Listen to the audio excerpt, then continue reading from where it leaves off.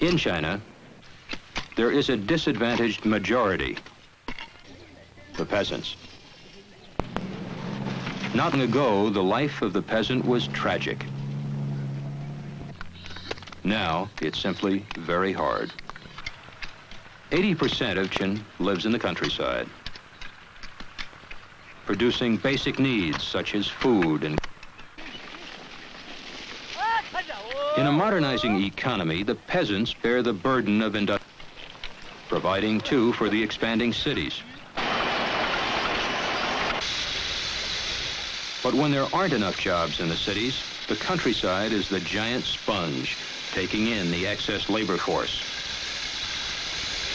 In China, 12 million educated young people will have been relocated from the cities into the harsh environment of the farms and rural factories.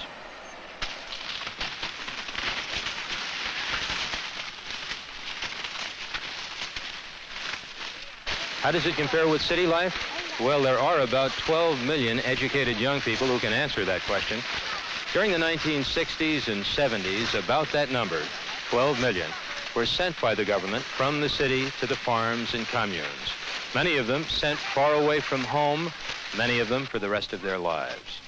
That city to countryside exodus continues, but the government seems to be thinking it over, reappraising it. Will that program continue, and will it continue on the scale that it has been operating on for the past few years? You mean our program of sending young intellectuals to the countryside? Well, yes. That helped to raise the standards of rural areas. And also, it made young people from the city tougher, working with farmers. But with modernization, more workers will be needed for heavy industry and for the service trades.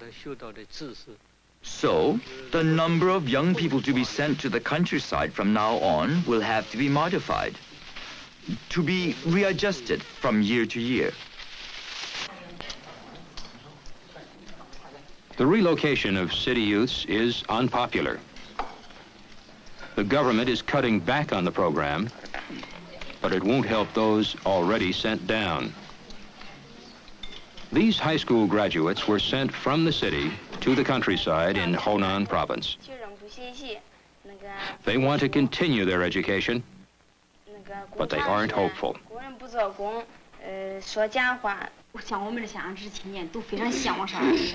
We're all eager to go to college, of course. But we're also embarrassed. Because of the Gang of Four, our educational level is so low that we're not well prepared for the examinations. As a class, we must read and write the new words and expressions over and over again. The countryside becomes the repository of low academic achievers. Those sent down from the city and those who can't leave the countryside. Lu Tzu Xia, in her final year at the junior high school in the commune, hoping, like so many others, to get away to a big city university. I'll be graduating soon from junior high school, so I'll have to study hard to pass the examinations to get into high school. My highest aim is to go to college. I want to go to Tsinghua University. I'd like to study physics. To escape from the daily grind, work and study, but mostly work. The ideal of the Cultural Revolution observed more today on the communes than in the cities.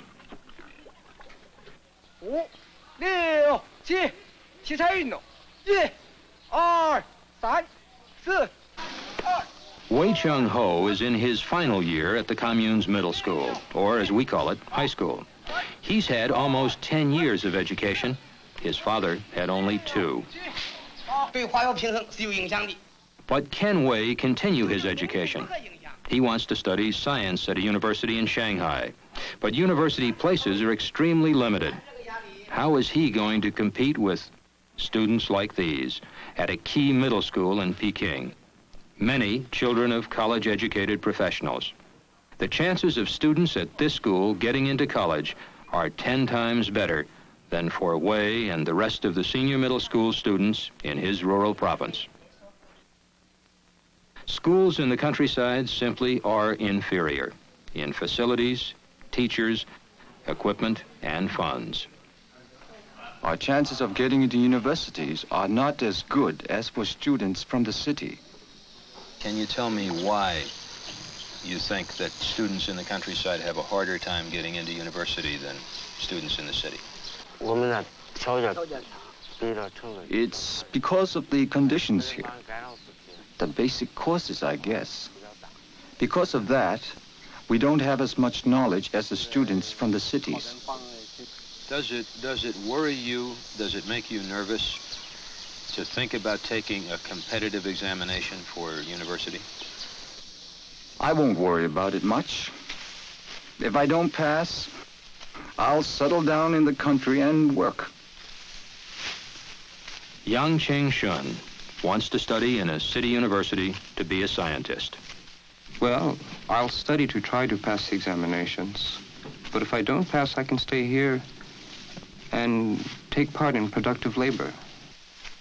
If I don't pass the examinations, I'll stay in the side for the rest of my life. Dreams tempered by resignation. The Maoist virtues are not forgotten in the countryside. Combine theory with practice. Have scholars toil with their hands. Here, the Maoist work ethic and patriotism are glorified.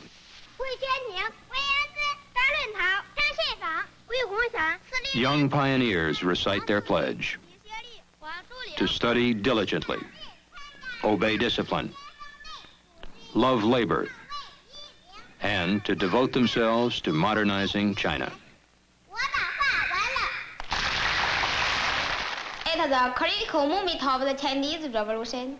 The Parliamentary Committee headed by Commander Hua Guofeng smashed the gun all four and saved the revolution and the party. In classrooms, the lessons confirm the values of the larger society. This kind of moral teaching gets heavier play in the countryside, by which we mean most of China. Let me try. Yes, please. We are loyal to Qin Mao's revolutionary line. This is a middle school English text. Our school party branch firmly carries out Chairman Mao's May 7th directive. The class struggle is our main subject. We take an active part in the three great revolutionary movements. After graduation, the pupils will be new type peasants. But generations of Americans were brought up along similar Spartan, puritanical lines. You are placed in this world to improve your time. You must be preparing for future usefulness. And if you do not improve the advantages you enjoy, you sin against your maker. That from the McGuffey Reader, a standard American school text at the turn of the century. More than 700 million Chinese peasants still seem to live in an earlier age and are taught to expect change more slowly. They're told that things used to be worse. That through the wisdom of the leadership, everything will work out for the best. For city industrial workers, life is improving. Fatter paychecks and other benefits, such as good, free medical care. Living quarters are getting better. New apartments with rents under $3 a month. Store shelves are better stocked. More variety. Now the workers have money to shop and more places to visit. Things to do. These days, the mood is upbeat. The tempo faster. In the big cities, technical colleges are booming. This one, specializing in metallurgy, is in Shenyang, a city of 4 million. Chang Jizhong grew up on a commune, and he's determined to find a better life in the city. When I see my friends and classmates back on the commune, I tell them about my life here, and they really envy me. The conditions here are better.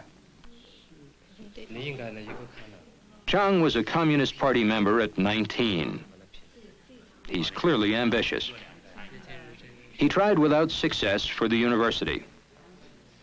So he enrolled in this college to be a technician in metallurgy.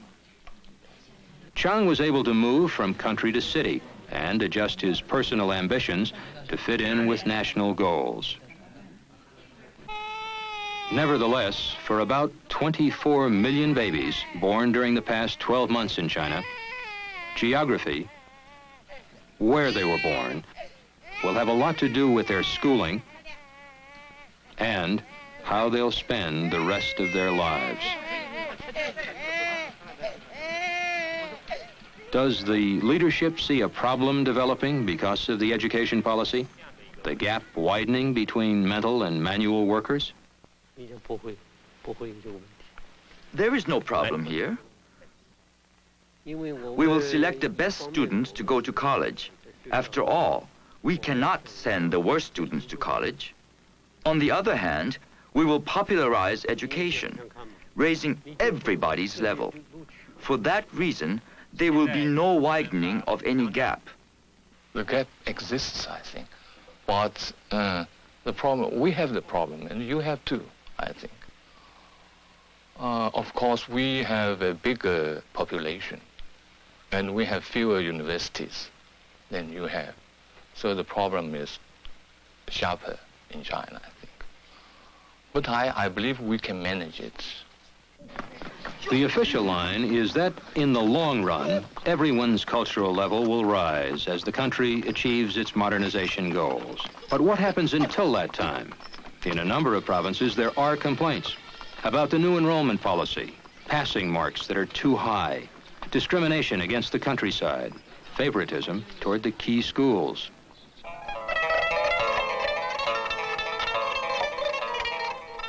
If you were Chinese, would you feel that the current educational policies are unjust? That certain privileged people have the advantage of getting into better schools and getting better jobs? That the children of the countryside are being discriminated against? Or do you say, life is unfair? That China's practical needs require a compromise in ideology? That modernization is the highest order of politics, and it must be achieved, even if many individual ambitions can't be realized, even if there is a risk of creating an elitist group. An argument familiar to Americans because, in some ways, we're still struggling with it. For the Chinese, the choice, or lack of choice, is a fact of life.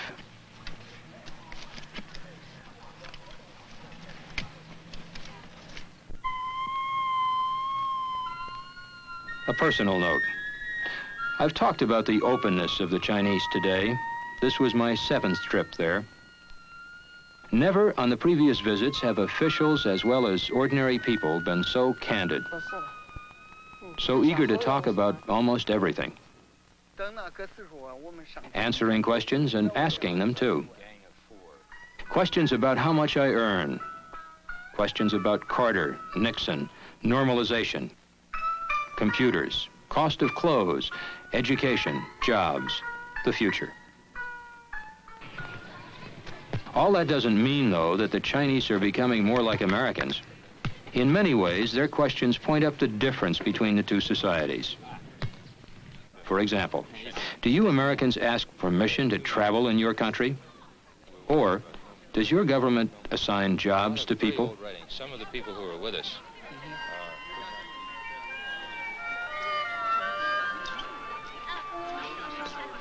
Lin Pin is a farmer's daughter who entered the university under the system used during the Cultural Revolution. After high school, she was required to work. She was later sent to university, chosen by the masses, in her case, the farmers, a group decision.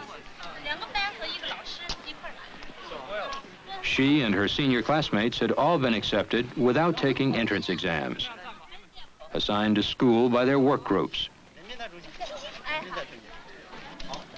After they're graduated, they won't be able to choose their jobs. The state will assign them where they're needed. Lin Pin hopes to teach in her native province. She will only if the government agrees that she's needed there.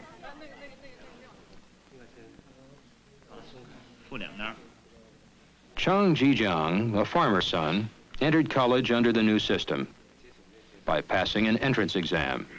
Still, his career will be determined by the state.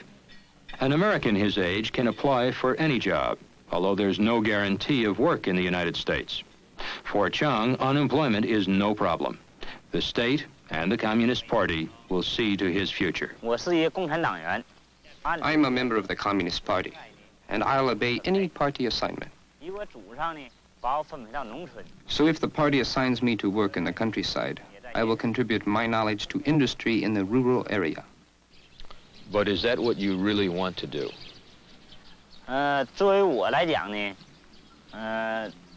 Well, if I had a choice and still obey party rules, I would rather make my contribution by working in a research institution.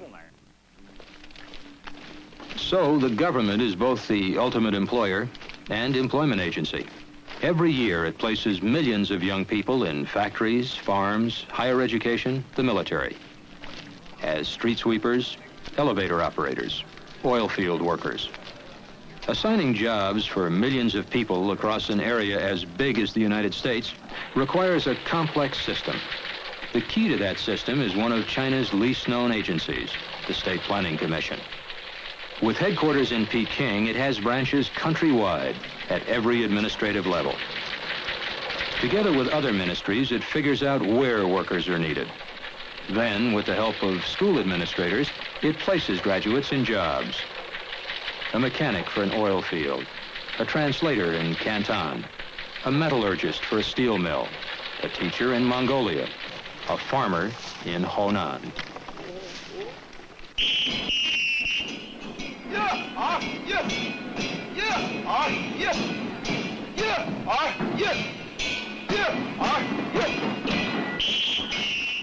The graduates go where they're sent. All citizens are expected to conform to the decisions of the leadership.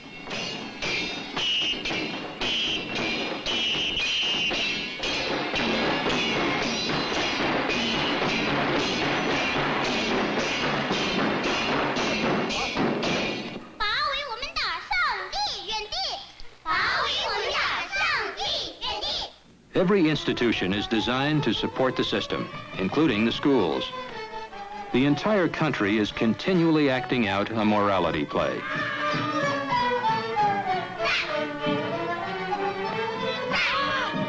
The plot is constant. The current policy represents good, the bad is what is contrary to it.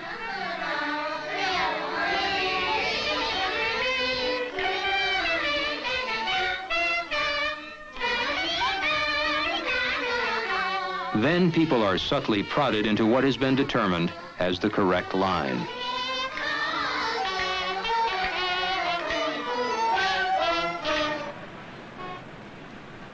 Everybody? No, not quite. There are complaints, sometimes loud ones, to newspapers, especially the People's Daily, to ministries at meetings, and increasingly on wall posters. Even Mao has been criticized in this way, something unthinkable before. Some economic policies are under fire, and the new educational programs.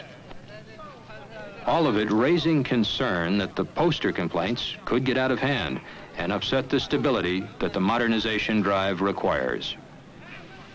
Of course, this kind of phenomenon will take place. As Chairman Mao said, in our world, they will be the right, the left, and the middle. But our present policy has the support of the overwhelming majority of the people. Any policy, naturally, will meet resistance from a minority. That is not strange. But eventually, I think the minority will be proved wrong. But how big is that minority? Well, in a country of nearly 1 billion people, it could be sizable.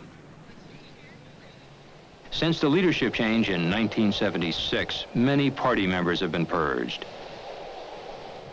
Many Red Guards of the Cultural Revolution, now in their 20s and 30s, are out of the mainstream. Their kind of political idealism out of fashion these days. Many of the educated youth exiled to the countryside are not happy with their fate. The prime mover in China's drive for modernization, Senior Vice Premier Deng Xiaoping, has no time for revolutionary nostalgia. He's made modernization political dogma. Education, science, technology. Remove the rust from the economy. Too much to do. No time for empty political talk. All that is Deng Xiaoping, the dominant force in China. And the country seems to be responding to the momentum fired. That momentum has already tarnished the reputation of the Cultural Revolution. To the Mao is scaled down to human dimensions.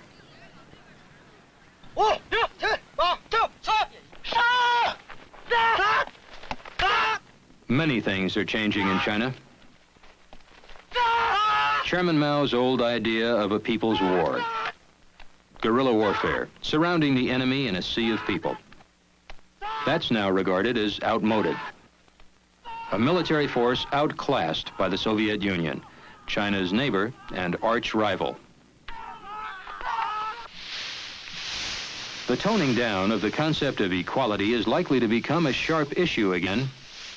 How will the peasants, China's largest group, react if the gap between city and country continues to widen? And the cities. In recent years, the centers of youthful political activity. If modernization runs into trouble, how will the politically aware city youth channel their energies?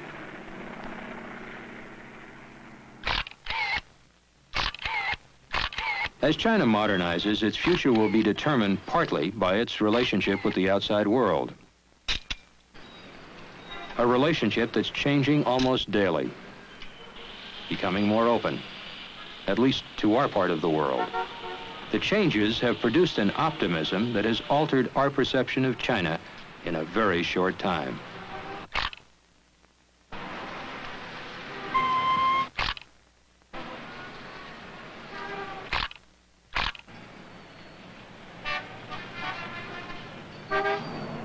China is already a political and strategic power. By the year 2000, it hopes to be an industrial power as well.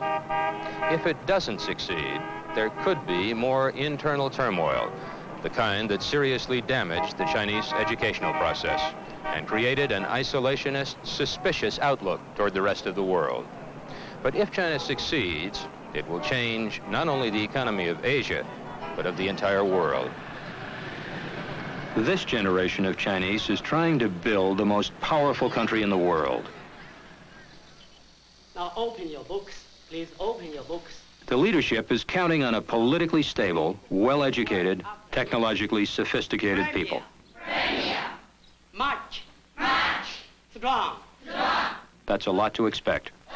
And if what happened in the past 21 years is any guide, the Chinese should continue to expect only the unexpected in the next 21 years, up to the year 2000. We. As for ourselves, we should be reminded that in the year 2000, China's population will be 5 to 6 times bigger than ours. Foolish. If China comes even close to its goals as an educated, technologically sophisticated nation, it will be a superpower in a class by itself. Hospital. Patient. Now the bell is ringing. Class is over. Class is over. Goodbye, comrades. Goodbye, teacher.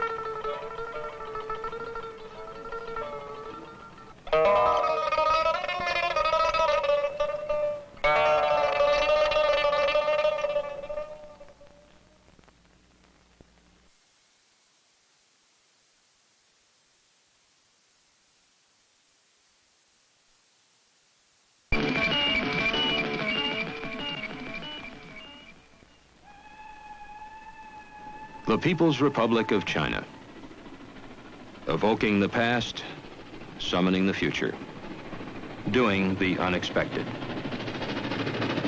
As a nation only 30 years old, but every decade since its founding, a surprising turn or two. In relationships with the outside world,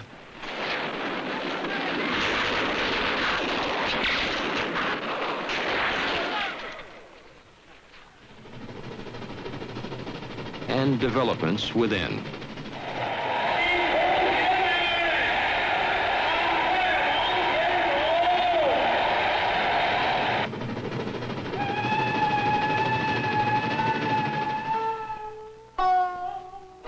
Now, suddenly, we have a new set of East-West relationships.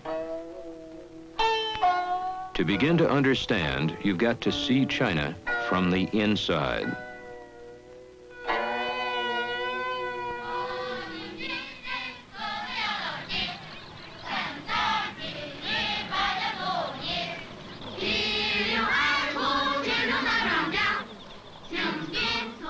The people, almost a billion Chinese. 2/3 under 30 years old. The changes, a political, economic, and social ferment. And for NBC News, a unique opportunity. We've just spent 2 months in China, and our film offers an inside view of the world's most populous, often bewildering nation. A nation that remains in a class by itself.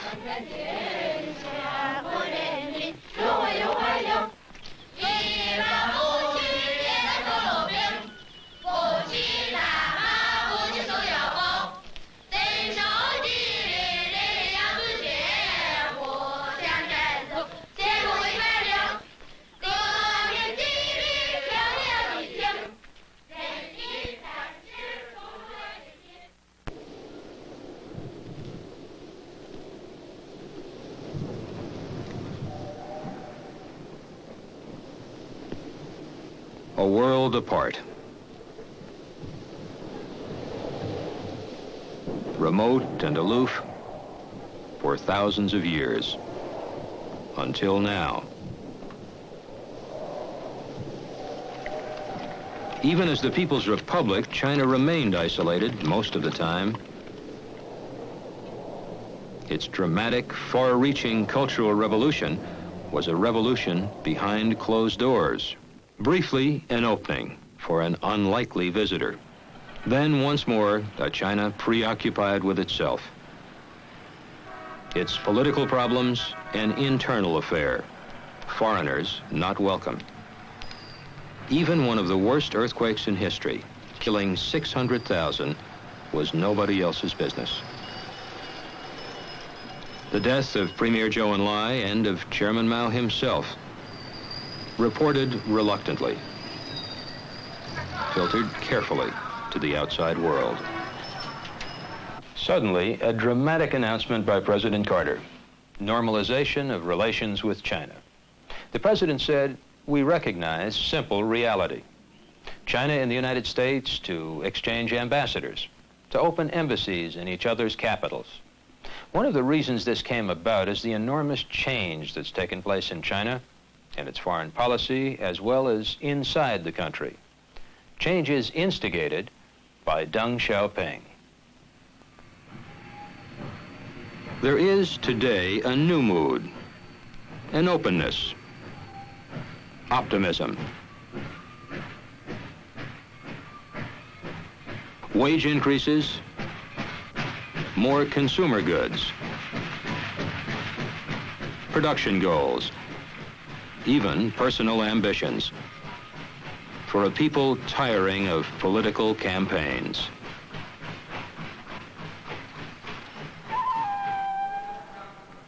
less suspicion of each other and of outsiders.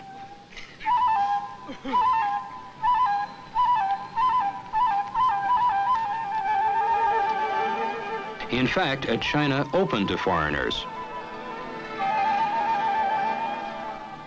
especially to those the Chinese had been taught to hate: Americans, Japanese, many Europeans. Soon, foreign visitors will be welcome in nearly all of China. This hospitality, is it politically motivated? It seems almost impolite to ask. The openness is contrary to Mao's call for self-reliance. Go it alone, do it alone, all alone. Self-reliance had been a basic part of China's ideology, making its own machines, feeding and clothing its own people, staying out of debt to foreigners, and without outside help, almost wiping out hunger and illiteracy. But self-reliance goes only so far. China has reached a plateau. The Chinese leadership admits that China's science and technology must have help. The nation's industrial growth depends on iron and steel.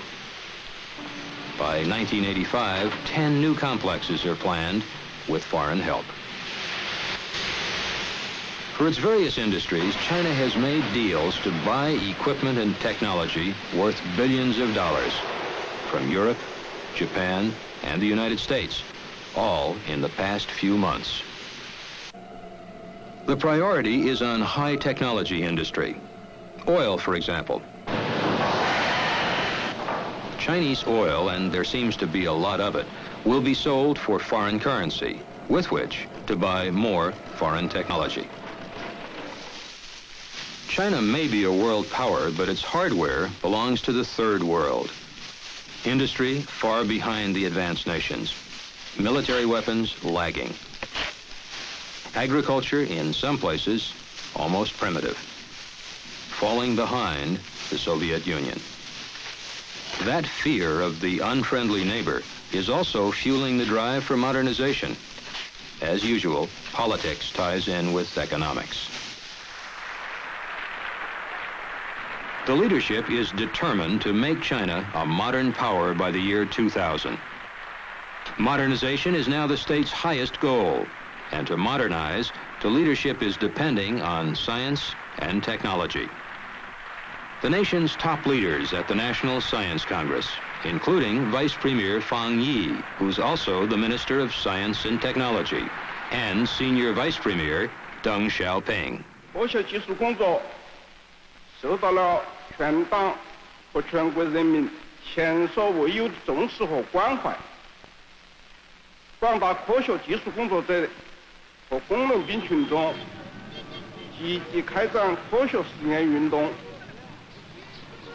青少年中出现了热爱科学、学习科学的新风向，一个向科学技术现代化进军的热潮正在全国迅猛兴起，在我们面前展开了光明灿烂的前景。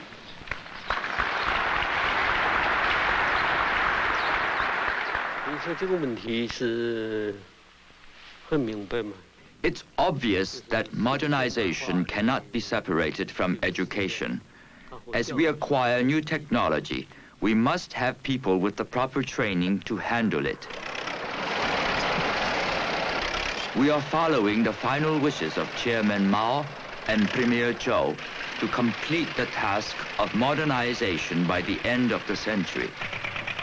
And when that time comes, China will approach or catch up with or even surpass the advanced nations of the world.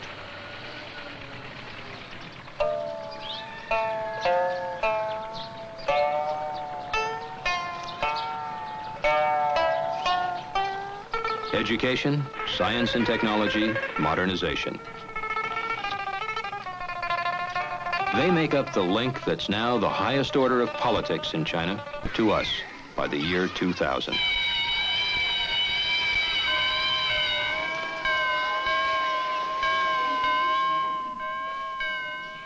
China's assets and problems are its people. Today, more than 220 million in classrooms, in schools emphasizing science and technology. If China gets its act together and its people together, it can change the world in our lifetime.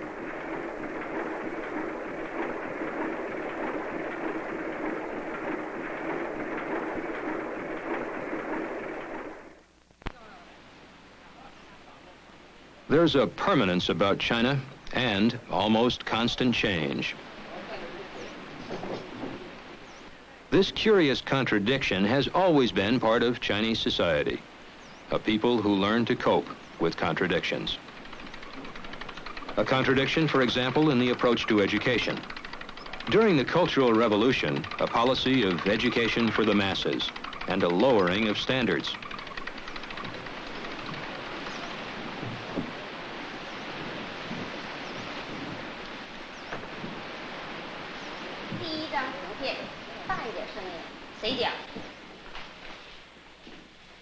Today, the raising of standards, an emphasis on learning that embraces every age, from kindergarten to college postgraduates.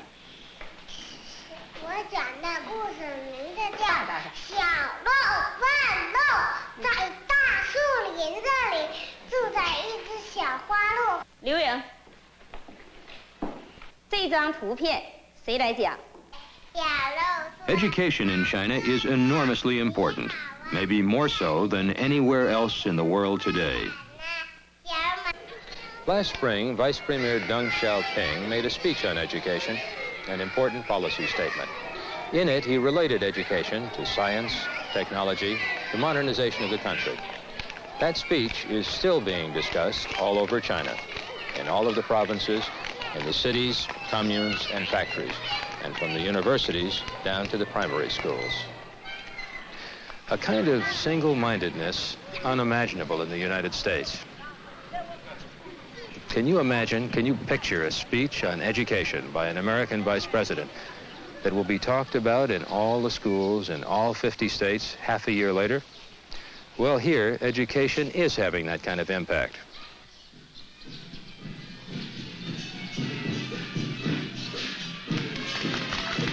Learning is celebrated.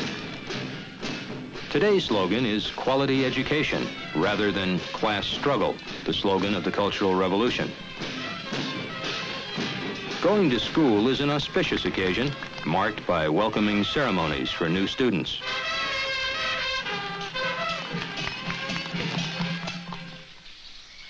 Peking University.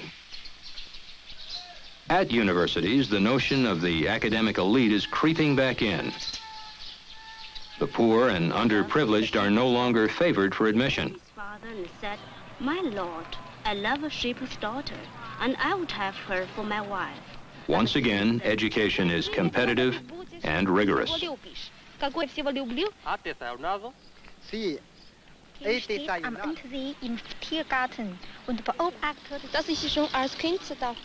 The president of Peking University, Dr. Zhou Peiyuan, a physicist educated in the United States. His goal is to more than double the enrollment to 20,000 in 6 years. One thing, it's not only with our university, all other universities in China have to increase their enrollment. That's one thing. The secondly is we have to elevate the scientific level of the young students through entrance examination. School entrance examinations, eliminated during the Cultural Revolution, are back for secondary schools as well as for colleges. This high school, coaching sessions are held 4 nights a week to prepare students for college exams, to be given more than half a year later. Competitive? Well, this past year, nationally, 1 in 20 applicants was enrolled.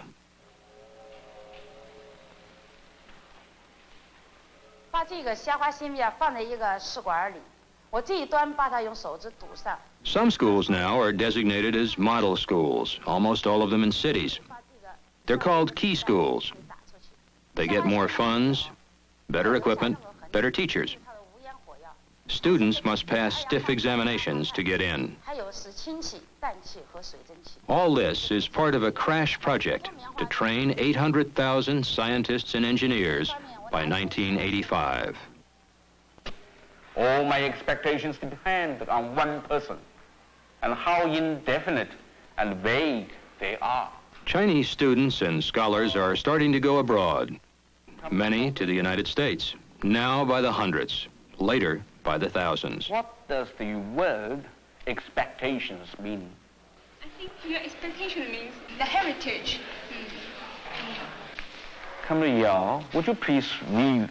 Yao Yu Sheng majors in English. For him, a promising future as an interpreter or translator. To the town and arrived there late. The friendship between our countries is growing daily. And I think we can use English as the means of communication to strengthen the friendship. And we must learn the advanced technology of foreign countries. And English is very useful. A married princess. Very good indeed. Then what does the expression as good as mean? It means nearly, almost. Nearly. That's right. She had almost adopted me, and it could not fail to be her intention to bring us together. This is the third class for lesson 38. During the spring festival. The recent decision to popularize the study of foreign languages was made at the highest level. They're now part of the popular culture. He was almost home when... The popularization of science, too, goes beyond the traditional classroom. It also is a part of the culture of contemporary China, and a part of the ideology. A new long march, a new great leap toward modernization. It's patriotic to be a scientist or an engineer, fitting in neatly with the individual dream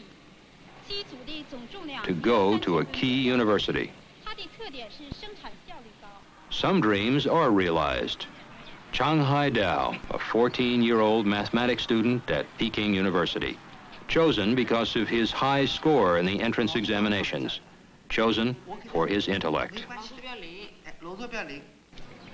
A far cry from the preceding anti-intellectual period called the lost decade of the Cultural Revolution.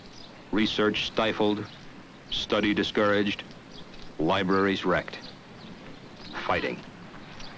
Teachers were called stinking bourgeois intellectuals. 80% of Peking University's professors were punished. One of them, Professor Chu Da-si, only recently rehabilitated. They declared that I'm a reactionary professor and put me to do some labor work, such as to repair the boilers, carpentry work, and agriculture work in the fields. Professor, were other teachers and professors treated worse? Some of my colleagues, they were worse treated. A few of them died of illness, and some of them were put to torture to get confession. They suffered badly then.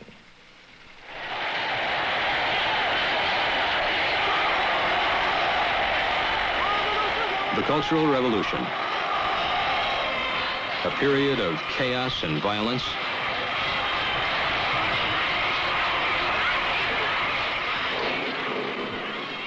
that closed schools at first, then changed the aims of education. In colleges, an open admissions policy, favoring poor peasants, workers, and soldiers. The turmoil spread to many cities, many campuses. Student Red Guard factions fought each other, each side in the name of Chairman Mao.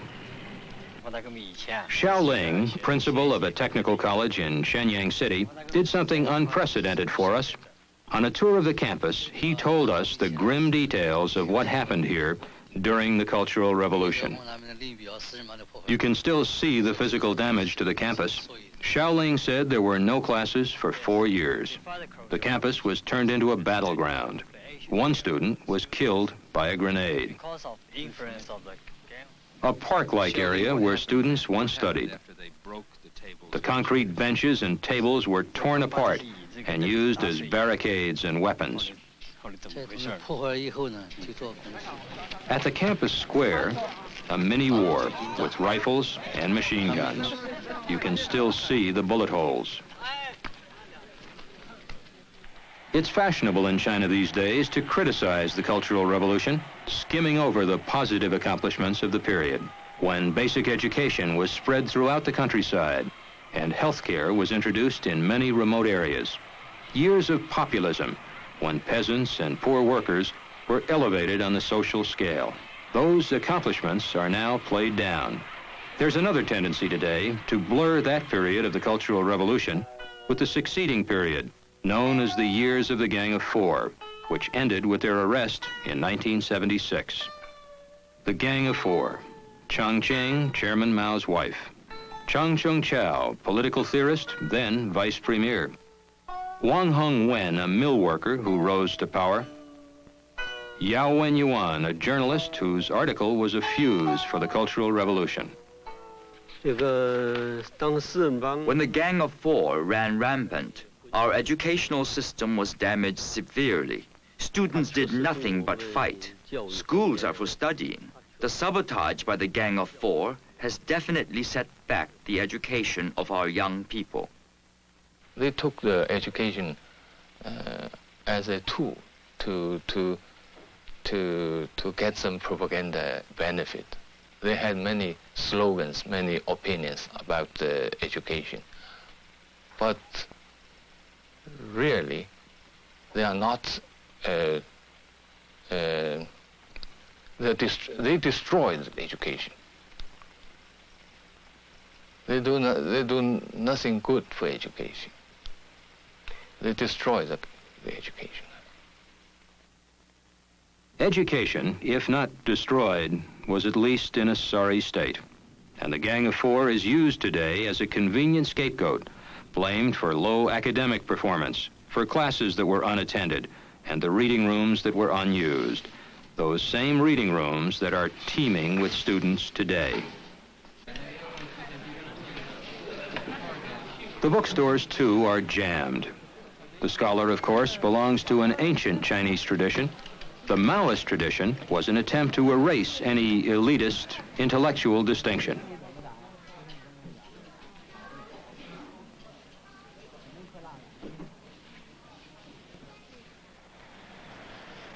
Ever since the founding of the People's Republic, there have been currents and cross-currents in China. The movement to modernize the country, running against attempts to break down the various classes in Chinese society. The need for highly educated scientists and technocrats at cross purposes with an ideal of education for the masses. Now again, the tide has turned. Modernization has become the policy, one that's hoped will turn China into a modern power by the year 2000. The pressures for modernization are moving against populism. Hopes for equality are put off. There are signs already of a three-tier society. The party official and the city intellectual, teacher, scientist, technocrat at the top. The urban industrial worker, today skills more generously rewarded, the future brighter. At the bottom, the peasant.